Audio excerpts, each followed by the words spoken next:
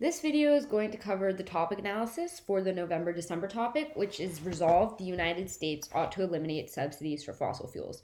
So we'll go over some background in this video. We'll discuss AF arguments, neg arguments, and then, some strategies for either sides in terms of weighing and crystallization.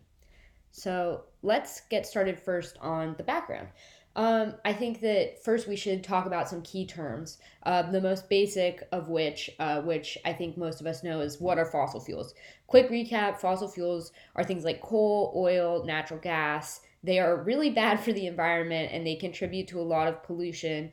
They are a major cause of global warming. They cause immense danger to humans, both in terms of the accidents that can sometimes occur, for example, like oil spills, but also for the fact that they, contribute a lot to global warming, which is a really pressing issue today. So fossil fuels, not things like nuclear power or renewable sources like wind powered energy, solar power. It's things that are mined in the earth, for example, coal and oil. Um, Continuing with background, then once we know what fossil fuels are, we have to ask ourselves, what are fossil fuel subsidies, because that's the main question of the topic.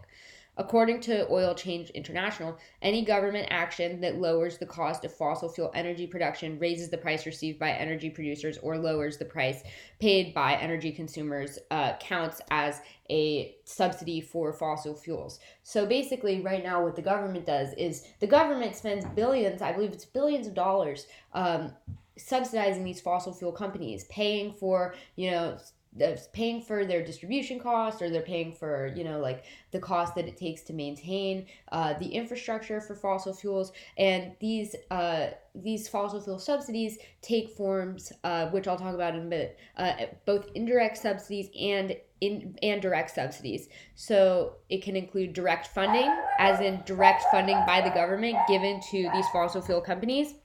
It can also be tax giveaways, where these fossil fuel companies do not have to pay as much taxes as they would have to otherwise.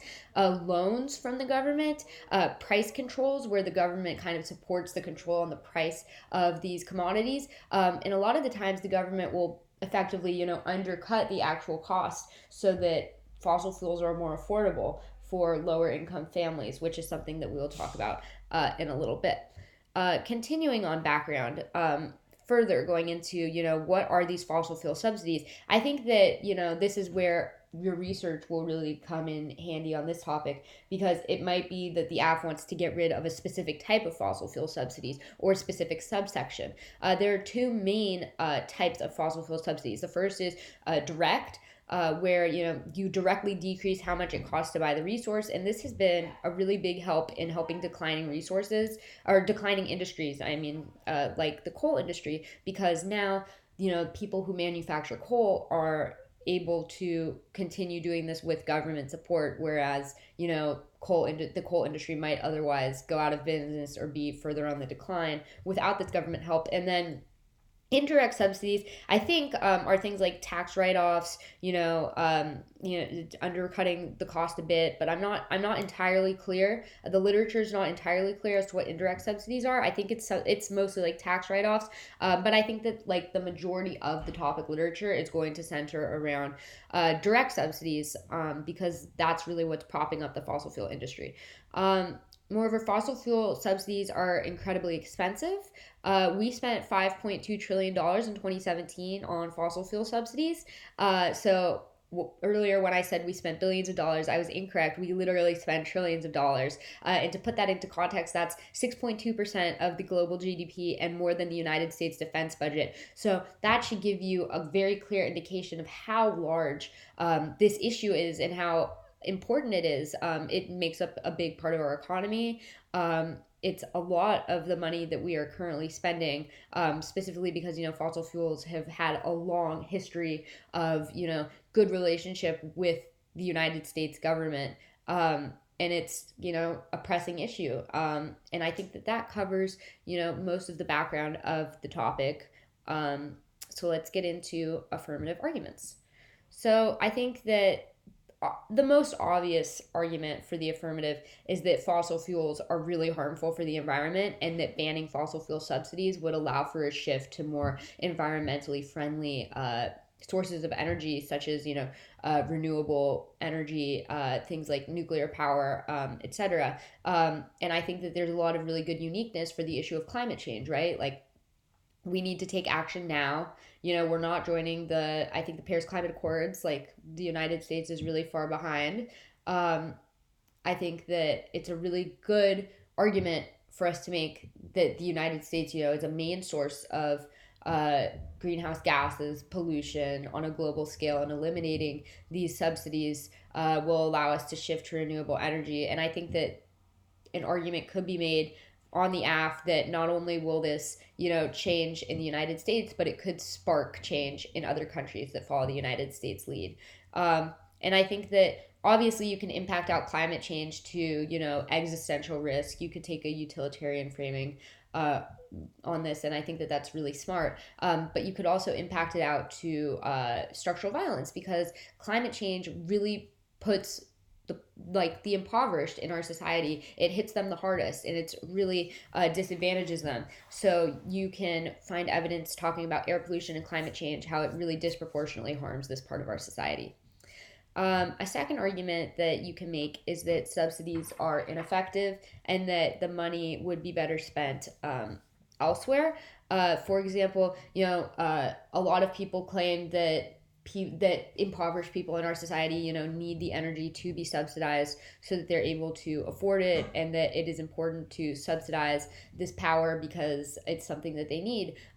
An affirmative argument might be that, once we eliminate this $5.2 trillion burden on our economy, we can funnel it into better social programs, maybe like giving a universal basic income to people, furthering to support the welfare system and that structure. I think that there are a lot of like good trade-off arguments where you say, if we weren't spending all this money here, it could go somewhere else. One example that I came across when I was looking in the literature was that, a carbon tax and a dividend plan would take money from fossil fuel companies and give it to low income households. That's not necessarily like banning it, but that could be an affirmative argument as to something we should do. Something to consider, maybe a way in which you start to ban it. It could also, actually, now that I'm thinking about it, it could also be a counterplan on the negative for reform, but I'll talk about that later. But that's just one example that I found in the literature about how we could eliminate fossil fuel subsidies through taxing carbon, in addition to, having that ban.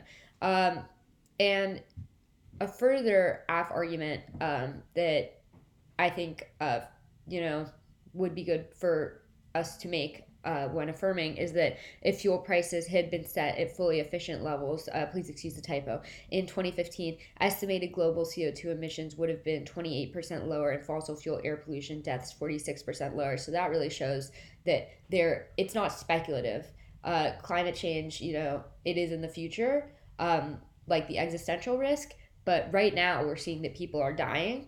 And I think that makes the AF have really good uniqueness, and it makes it a really pressing issue. So those are three arguments that I would consider. Further on affirmative arguments, as I've stated, redirecting money would allow for a transition to renewable energy. And studies have shown, I put the link right here so you could take a look at that, but ending fossil fuel subsidies would reduce CO2 emissions by 0.5 to 2.2, I think, gigatons per year, which shows that, studies have already been conducted. And I think that the affirmative has a lot of solvency for solving for CO2 emissions. Another affirmative argument, I think a big negative argument, which we'll get to later, is harm to the economy. You can make the argument that eliminating subsidies would not harm the economy. According to researchers at Resources for the Future, eliminating oil subsidies would only reduce U.S. oil production by 26,000 barrels per day, which amounts to a mere 2 weeks worth of output growth since 2008. I think with this argument, it's a good thing to keep in the back of your mind, but I think you do also have to be careful that it doesn't conflict with the solvency of the AF, right? That, we end up using less oil. So be careful with this type of argument, but it's definitely something to keep in mind if you're going for, if you're debating an econ disad, but consider if that conflicts with what you're stating in the AF. That's just something I came across in my research. And further on the modeling argument, this could influence other countries to also reform their fuel pricing. When I was researching, I came across the example of the 2009 Pittsburgh Summit, where the United States got together with several other countries and kind of drafted a plan to, change emission output globally. Obviously, this didn't completely work, but I found some evidence indicating that modeling in that instance was a possibility that could be applicable going forward. So I would encourage you to maybe pursue the modeling argument. I think it could be a good argument and provide a lot of solvency for the affirmative. Just like high level thoughts on the affirmative, I think that the best AFs on this topic will be ones that focus on high magnitude, either high magnitude impacts, for example, like extinction, like structural violence. But I think that it would be best for affirmatives to go for systemic impacts first. And probability weighing, because I think that there's really clear solvency on this affirmative, and it is a clear way to stop climate change. I think that negatives will read disads, like the econ disads that are a lot less probable than the affirmative. So I think it's good for the affirmative to argue that systemic impacts ought to come first. I also think that some successful affirmatives would definitely be structural violence based affirmatives, where they focus on not necessarily like extinction, but rather that climate change causes immense harm to people who are impoverished. However, as I stated, climate change also links into util, and these good whole res AFs, I think there's so much really good topic literature on this, so I would encourage you to pursue that. Affirmatives can also consider reading a plan explaining how they would implement getting rid of these subsidies, for example with the carbon tax that I read about. Not entirely sure if that would either work as an AF plan or it potentially as a negative reform counterplan, but that's something to consider. I think that just reading up on the topic literature, because there's so much of it on this topic specifically, will be really key to affirming in this debate. Now let's go on to negative arguments.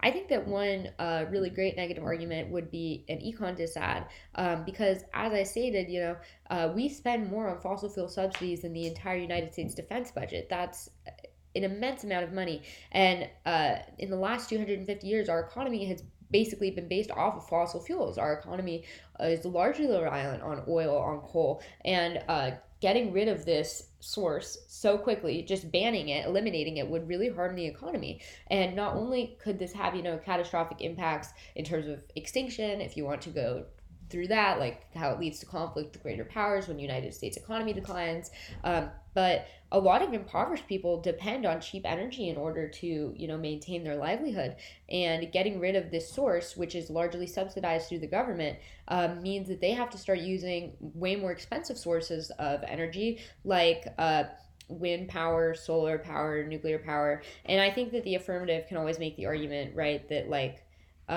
the government will just end up subsidizing these forms of energy. But I think it's still a good argument for the negative to make, to point this out, that it's so much more expensive that it's probably not going to be feasible. You can also make the argument that even if the government will subsidize these other forms of energy in the future, in the short term, what's going to occur is that fuel prices are going to rise, and they will cause a mass amount of conflict. There have been in other countries, when they tried to do this type of reform, they saw that fuel prices rose and there were protests in the street, and it also can cause inflation. So I think that there's a really strong argument to be made about the economy.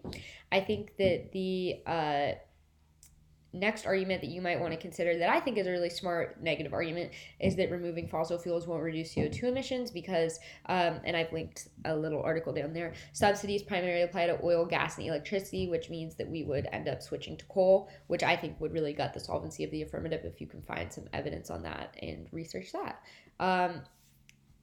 Moreover, the negative can argue that fossil fuel subsidies are really important to help low-income individuals. For example, there are lots of programs that fall under fossil fuel subsidies that would be eliminated in the world of the affirmative. For example, the Low-Income Home Energy Assistance Program. We'll see a loss of jobs for people employed by fossil fuel companies. It's likely we'll just end up importing oil. It may be preferable to just eliminate some specific subsidies, like the manufacturer's tax credit, which could be a PIC. These are just some general arguments that I think are really intuitive, that I'm just throwing out. But I think that a picks obviously would be great, saying that we should, just eliminate specific subsidies. There could be an argument. I think there was an argument for phase out on the nuclear power topic a couple of years ago, and that could be good here to say, we shouldn't just ban it immediately. You know, the time frame of getting rid of it immediately is not feasible for the economy. Instead, we should phase it out. That would be something that I would consider continuing to look for.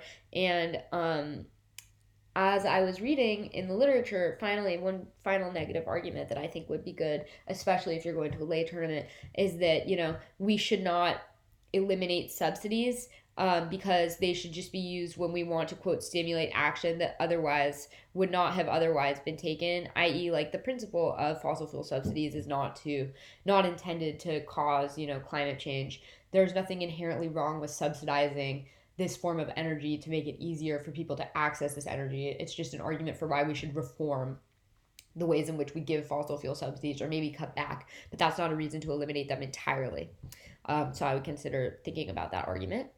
Another negative argument would be a politics DA. There will be immense political backlash. I think it can be assumed, and I've also read that, Republicans very clearly support the fossil fuel industry. They've blocked attempts to ban fossil fuel subsidies because, it's so clearly intertwined into our economy. So, maybe there's a bill that we need to get passed, something about the election.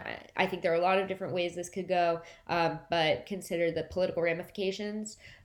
Some other assorted negative arguments: the AF doesn't solve because other countries like China vastly emit, these greenhouse gases. You can also make the argument that there's no guarantee that we're going to switch, and that everything depends on oil, which means that, that once subsidies are removed, we might just end up importing them. Moreover, even if we do switch, the harm that occurs in the short term, as I discussed in the time prior to our switching, will be really destructive. And again, the fact that energy is more accessible for poor people with subsidies. So I think, to recap the negative arguments, I think there's a lot of really good LARP ground on this topic. I would consider picks, the delay counterplan, the politics disad, the econ disad. And I think that ways to brainstorm for the negative are just like, where are some instances where subsidies are really helpful, and is there a way to turn that into a pick? Are there bills that need to be passed that won't get passed if subsidies are removed?